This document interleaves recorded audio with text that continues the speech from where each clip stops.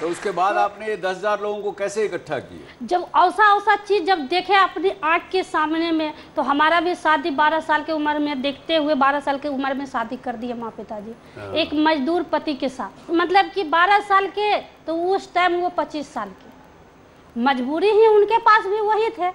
लेकिन उस टाइम हमने ठाने कि हम अपने ज़िंदगी इस तरीक़ा से नहीं बर्बाद, जब हमारा ज़िंदगी इस तरीक़ा से होगा तो फिर आने वाले लोग का ऐसा नहीं हो, उसके लिए क्या करना है।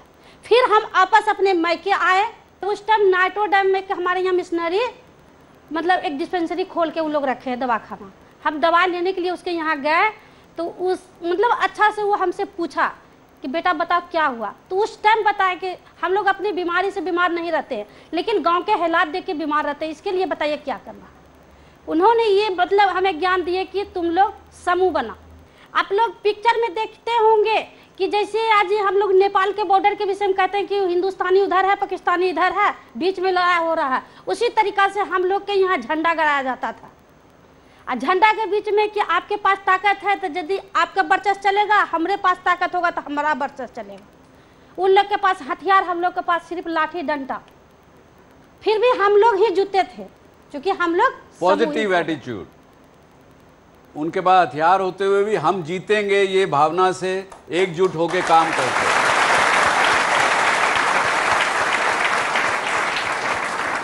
उसके बाद समस्या तो आते रहे, ऐसा नहीं कि जब उस क्षेत्र में काम करना शुरू किए, क्योंकि हमारा क्षेत्र, हम लोग कहते भी अपने गांव के चारों बगल जंगलवा, बीच में बंगलवा, मतलब चारों बगल पहाड़ है, बीच में हम लोग का गांव है।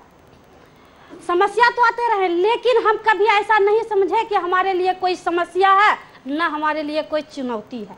जो भी समस्या हमारे साथ आए वो हमेशा आगे अफसर बन के ही आते गए। फिर हमारे बीच में गुरुजी हमारे मतलब अभी साथ में ही, हमारे साथ में आज उनके गुरुजी भी उनके साथ हैं। फिर उस बीच में हम गुरुजी से मदद लिए कि सर हम लोग कैसे अपने गांव के समस्या को हल कर सकते हैं, इतना दूर तक तो हम लोग पहुंचे हैं, उसके लिए फिर आगे और कैसे हम क्या कर सकते हैं। फिर हम लोग क्या किए, 10-10 महिला, 20-20 महिला को फिर अलग अलग करके एक समूह बना लिए।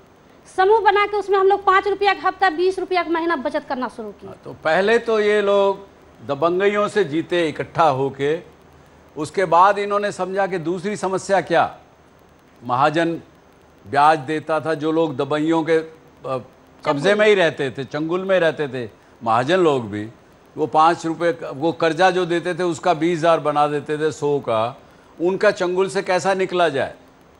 तो इन्होंने बचत करना शुरू किया, महिलाओं को इकट्ठा करके कहा 5 रुपया 10 रुपया बचाओ। आज इनके जितने भी ग्रुप हैं उसमें किसी के पास 3 लाख, किसी के पास 5 लाख, किसी के पास 7 लाख जमा है, और सब लोग अपना स्वाभिमान से जी रहे हैं।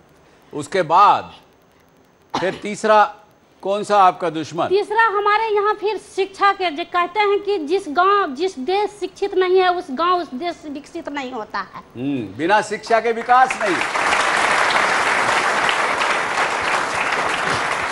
फिर शिक्षा के लिए हम लोग अपने गांव में सबसे पहले बहुत सारे युवक लोग के हम लोग चुने कि भाई कौन कितना तक 8वां कितना पढ़ाए हैं, कोई 7वां पढ़े हुए हैं, कोई मैट्रिक किए हुए हैं, तो उन लोग के चुन के उन लोग को समझाएं कि भाई आप कम से कम, जो कि हमारे यहाँ छोटे छोटे बच्चे हैं, कम से कम उसको भी तो 1 से 20 तक आप पूरा जानकारी दे सकते हैं। आप अपना काम करते हुए थोड़ा सा उसको टाइम दीजिए। फिर उन्होंने उन लोग दिए। फिर कॉपी किताब कहाँ से आएंगे। फिर हम लोग शहर वाले लोग से मांग किए कि आप जो 1 से 10 तक पढ़ाई करते हैं, आप कॉपी किताब जो कि 2 रुपया किलो पर आप बेच देते हैं या कहीं मतलब आप फेंक देते हैं, जला देते हैं, वो हम लोग को बच्चे के दे दीजिए, ताकि हमारे बच्चा भी पढ़ेंगे तो आपका नाम लेंगे। गांव वाले, शहर वाले लोग भी हम लोग को इससे सीखने को हमको क्या मिलता है? मुझे जो सीखने को मिला इनकी बात से कि पॉजिटिव एटीट्यूड रहेगा तो आपके बीच में जो अड़चने आएंगी, समस्याएं आएंगी, पॉजिटिव एटीट्यूड रहेगा तो उसका हल भी ध्यान में आएगा जी। और आगे चौथा दुश्मन कौन? हम लोग का सबसे बड़ा क्या कि हमारे यहाँ बीमारी है। हम लोग ये भी देखते थे कि हमारे यहाँ का पैसा क्या चीज पर ज्यादा खर्च हो रहा है। फिर हम लोग का बीमारी पर ज्यादा खर्च हो रहे थे। फिर हम लोग बीमारी से कैसे, कौन से सीजन में कौन सा बीमारी होता है, फिर हम लोग आपस में उसको बैठ के हम लोग भाई ईद सीजन में, यदि आज अगस्त है तो अगस्त के सीजन में हमारे यहाँ ज़्यादा करके डायरिया और मलेरिया का अति होता है, उससे कैसे बचेंगे, उसके लिए हम लोग घरेलू मतलब कि गांव के जड़ी बूटी के द्वारा या तो हल्का फल्का दवाई के द्वारा उसका मतलब हम लोग अति किए। और उसके बाद पांचवा हमारे यहाँ आ गए सबसे बड़ा समस्या पानी का। जब पानी का समस्या है फिर हम लोग गुरुजी के साथ में बैठ के, क्योंकि समस्या उस टाइम पानी के विषय में कैसे हमें समझ में आए कि उस टाइम हम पामारोजा के खेती किए थे।